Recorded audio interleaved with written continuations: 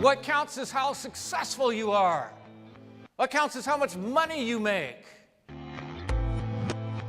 I don't think there's anything biblical about this notion of the American dream that I've earned it and it's mine to do with as I please. If you tend to think that the American dream is the only thing that you should aspire to, you've missed the mark.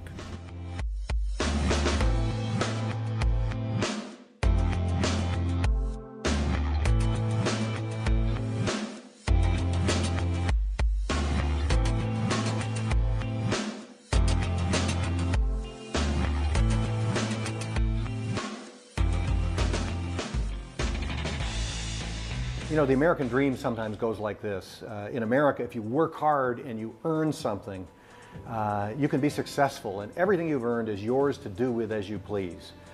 You might think, I've worked hard, I've earned it, and it's mine to do with as I please, whatever my wealth might be or whatever my accomplishment might be.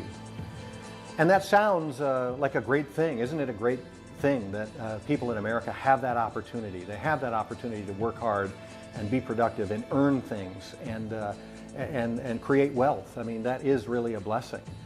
But what would the Bible say about that? I have 3 principles in my book that are really antithetical to the American dream. I call that chapter Putting the American Dream to Death, because I don't think there's anything biblical about this notion of the American dream that I've earned it and it's mine to do with as I please. The first principle is this: it's not ours to begin with, it's God's. Everything we have comes from the Lord. It's a gift of God. If you were a smart business person and you earned it, who gave you those business skills and those gifts to earn that money? If you were a talented musician and made a lot of money by publishing a popular album, who gave you that ability to sing and perform? Everything we have comes from the Lord. It's His money, it's His wealth. The talents we have were given to us by Him. So that's the first principle. It's not ours. We don't own it. The second principle says we're entrusted with it. We're not entitled to it. We're not entitled to it because of our hard work, but we're entrusted with it. There's a lot in the Bible about being a steward of those things God has entrusted to us. The third principle about the American dream is to realize that God expects us to take that which He's entrusted to us and invest it on His behalf. Invest it in the work of the church and the work of the kingdom. So it's not ours to begin with, it's God.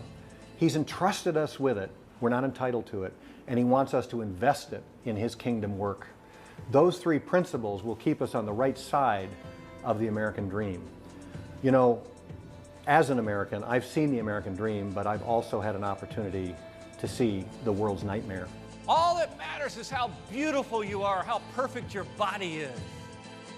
There are no homeless people on the covers of our magazines. There are no unsuccessful people. There are no ugly people. We need to find a way to take the American dream and bring it into confrontation with the world's nightmare and use the one to cure the other. We have that opportunity.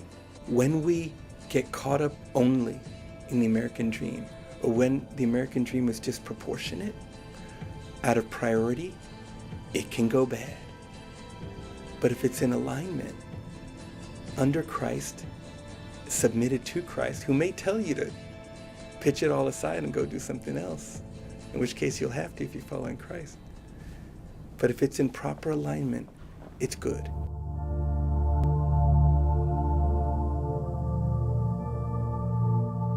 One of the great landmark passages in Scripture in the Old Testament about biblical justice and concern for the poor comes in Isaiah 58.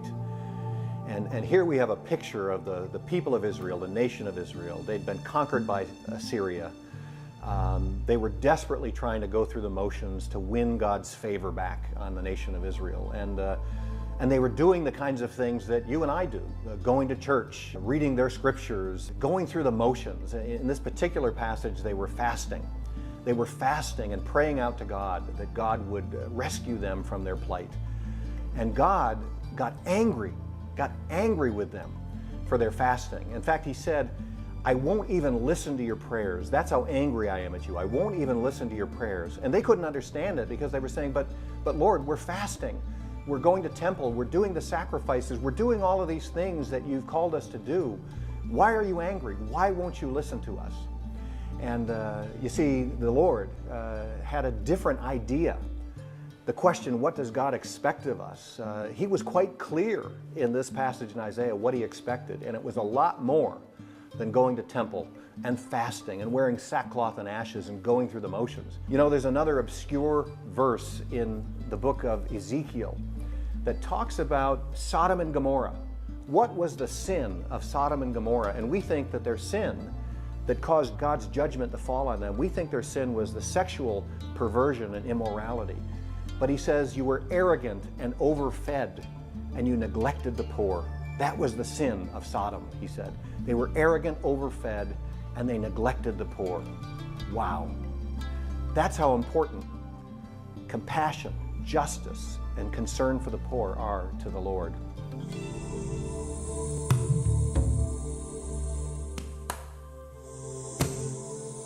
Since about 1980, this city has been known as not only one of the poorest in the country, but also one of the most dangerous. The irony is that 7 minutes away this year, Morristown, New Jersey was voted the most livable city in America.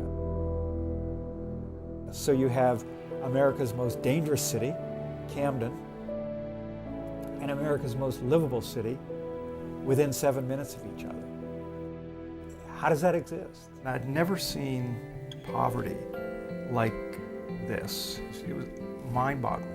Meeting these beautiful kids that were growing up in very difficult circumstances and falling in love with those kids and saying, why isn't the church present? If a young person doesn't have that educational foundation, they'll never have that choice. I think that embodies a lot of what we do here.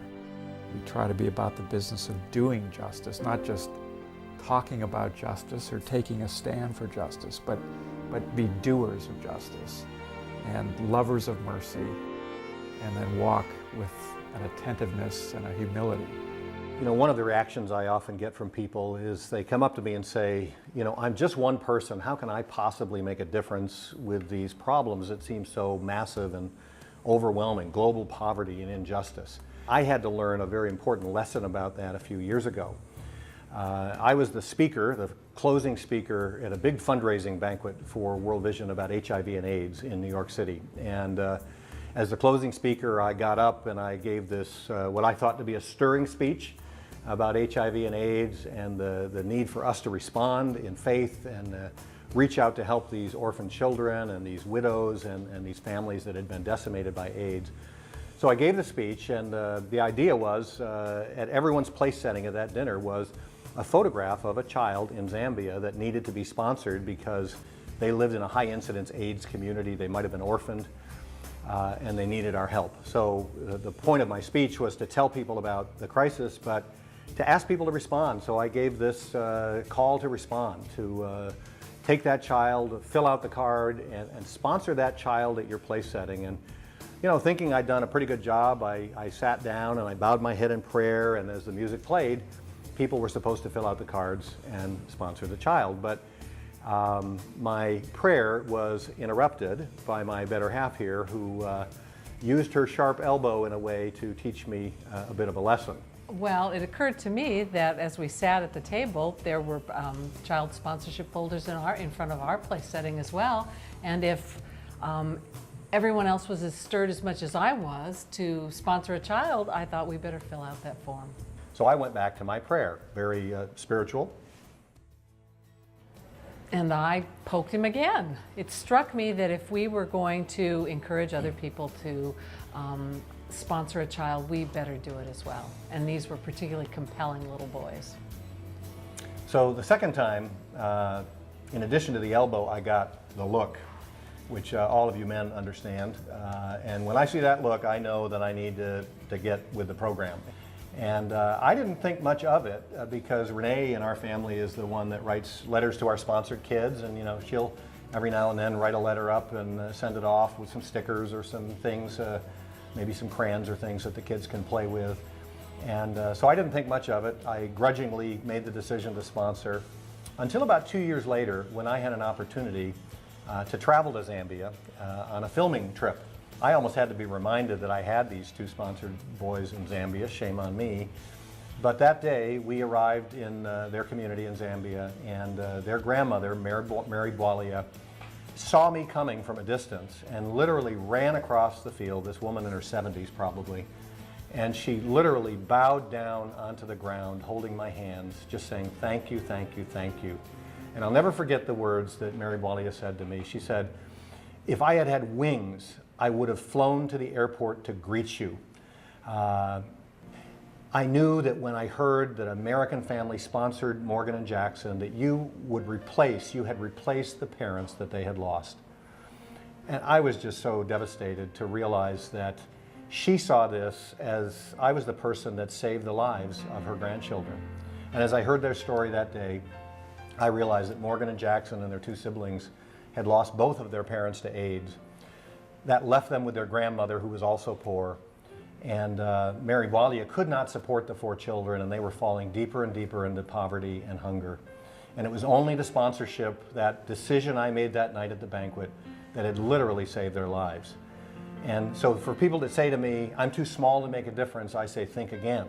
That little decision that I made reluctantly, because Renee made me do it, literally saved the lives of those two boys, and maybe their grandmother and their two siblings as well. The big screen is blasting out this message day and night.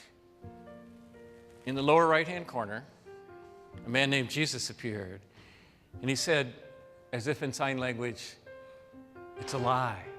It's a lie. It's actually the poor who are blessed, those who mourn, those who are persecuted. The first are going to actually be last. The last will be first. What does it profit a person if you gain the whole world and lose your soul?"